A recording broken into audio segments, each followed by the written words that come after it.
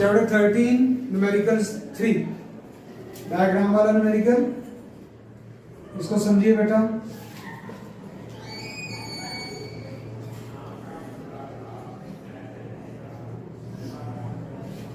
Battery की EMF कितने voltage given है भाई? चेक करें, 6 वोल्ट। यहाँ पे R1 और R2 पैरेलल कॉम्बिनेशन में, इन दोनों की वैल्यूज चेक करें कितने ओम है? 6 ओम, 6 ओम। और यहाँ पे R3 रेजिस्टेंस कितने ओम है जी? 3 ओम, 3 रेजिस्टर्स हो। अब हमें कहा गया है कि इन तीनों रेजिस्टर्स के अंदर से गुजरने वाला करंट और पोटेंशियल डिफरेंस और इक्विवेलेंट रेजिस्टेंस फाइंड की जाए। तो R1 6 ओम, R2 6 ओम, R3 3 ओम, RE फाइंड करना है। I1 the current passing through resistance R1 find करना है, I2 और I3 फाइंड करना है। सबसे पहले इक्विवेलेंट रेजिस्टेंस का फाइंड करना सीखते हैं हम, जो कि एंटी टेस्ट का भी पॉइंट बन सकता है। तो यहाँ पे पहले आपको दो पैरेलल रेजिस्टेंस को सॉल्व करना सीखना है। अब बच्चे जानते हैं कि पैरेलल रेजिस्टेंस का फार्मूला ये रेसिप्रोकल्स का सम करना पड़ता है, लेकिन अगर रेजिस्टर्स की वैल्यू एक जैसी हो तो शॉर्टकट फार्मूला भी है।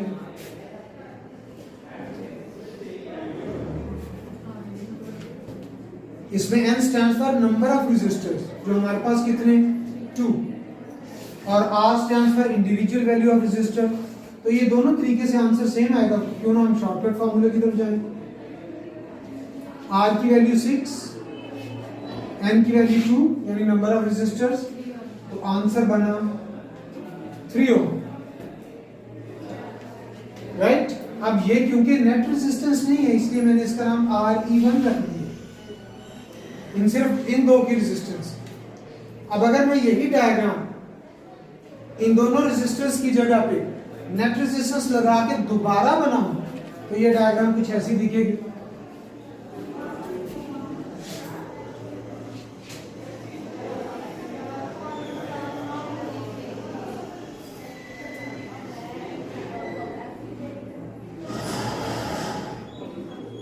आपने गौर किया, इन दोनों रेजिस्टेंस को इस 3 ओम ने रिप्लेस कर दिया,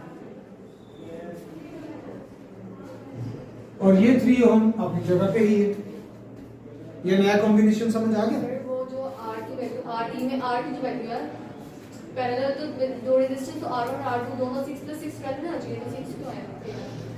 दोनों की वैल्यू अगर सेम हो तो ही ये फार्मूला लगेगा। सीरीज में भी ये चलेगा? सीरीज में डिफरेंट फार्मूला है। उसमें भी अगर R की वैल्यू सेम हो तो फिर ये फार्मूला लगेगा, अगर डिफरेंट वैल्यूज हो तो ये फार्मूला चलेगा। ओके। और अगर सिर्फ दो रेजिस्टर्स हो तो एंटी टेस्ट का एक और फार्मूला आपको बता देता हूं। दो रेजिस्टर्स हो पैरेलल, सिर्फ दो, प्रोडक्ट ओवर सम।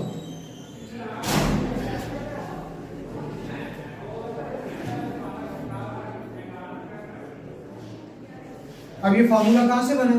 ये यहीं से रेसिप्रोकल लेके बने, इन्हीं दोनों का एलसीएम लिया पहले एंड फिर रेसिप्रोकल लिया, ये फार्मूला। चलिए आपके सवाल से 2-3 चीजें क्लियर हो गई। गुड गर्ल, आगे बढ़े जी। अब ये दोनों रेजिस्टर्स पैरेलल में है कि सीरीज में? ये सीरीज में। तो सीरीज में एक तो फार्मूला ये है अगर रेजिस्टर्स डिफरेंट हो, और एक फार्मूला अभी जैसे कि इस बेटी ने पूछा अगर एक जैसी हो तो ये वाला फार्मूला चलेगा।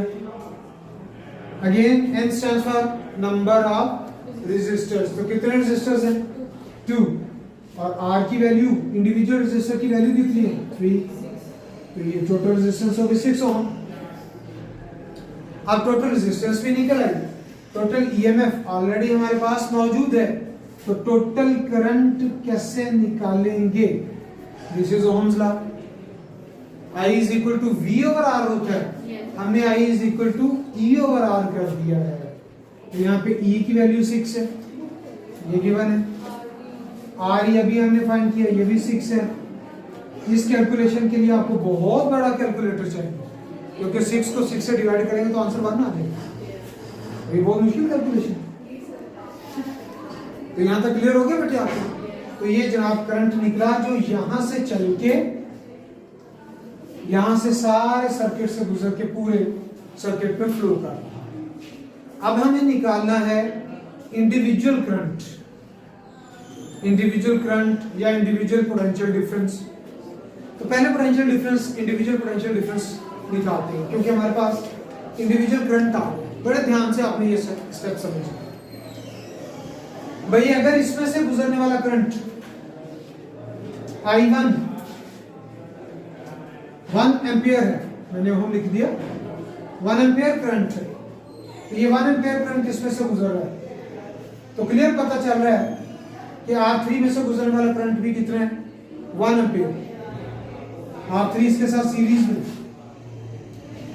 तो इसका मतलब है करंट इन R3 वो 1 एम्पियर ही, जो सर्किट का करंट है वही R3 में से गुजर रहा है। देखें मार्कर की मूवमेंट को, यहां से आके अगरचे उसके दो हिस्से हुए हैं, लेकिन यहां से भी 1 एम्पियर करंट गुजर रहा है, यहां से भी 1 एम्पियर करंट गुजर रहा है, यहां से भी 1, तो R3 में से भी 1 एम्पियर करंट गुजर रहा है। अब अगर इसका करंट भी आपको पता है, इसकी रेजिस्टेंस की वैल्यू भी आपको पता है, तो मेरे बच्चों ओहम्स लॉ अप्लाई करो, V = I। अब I की वैल्यू कितनी है, 1, R3 की वैल्यू कितनी है, 3 ओहम, मल्टीप्लाई करके क्या आ गया, 3 वोल्ट। बैटरी का वोल्टेज कितना था, इसके हिस्से में कितना आया, बाकी कितना रहा, वो इन दोनों के हिस्से में आया, बाकी का वोल्टेज इन दोनों के हिस्से में आया। तो मैं लिखता हूं voltage across R1 and R2, उसका नाम आप V1 रख लें, V1 रख लें या V2 रख लें, सेम ही होगा। ये क्या अल्फाज बोल दिए सर आपने, सेम ही होगा। वो इन दोनों का वोल्टेज सेम ही क्यों होगा, because they are in parallel. Parallel में वोल्टेज सेम होता है और सीरीज में करंट सेम होता है। तो V1 कैसे निकालेंगे, नेट वोल्टेज माइनस ये V3, 6 - 3 = 3। मुझे बताइएगा ये पोर्शन फ्रेम के अंदर है, ये वाला पोर्शन कैमरे के फ्रेम में, ओके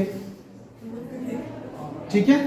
अब ये V1 हमने निकाल लिया, यानी इन दोनों का वोल्टेज हमारे पास आ गया। भाई इसका वोल्टेज भी 3 वोल्ट, इसका वोल्टेज भी 3 वोल्ट, वोल्टेज का पता चल गया, करंट निकालना है। तो I2 कैसे निकलेगा, वोल्टेज जो हमने V1 के नाम से निकाला है डिवाइडेड बाय रेजिस्टेंस R2 कर लें, जो भी उसकी रेजिस्टेंस है। जी V1 की वैल्यू क्या निकाली है, 3, रेजिस्टेंस की वैल्यू क्या है, 6। आंसर क्या आएगा जी, 0.5 या 1/2। इसी तरह आप I1 भी निकाल सकते हो, वोल्टेज तो उसके पास भी वही है, लेकिन रेजिस्टेंस की वैल्यू R1 है। इंटरेस्टिंग बात यह है कि डिवीजन सेम है, सो इट इज 0.5 एम्पियर।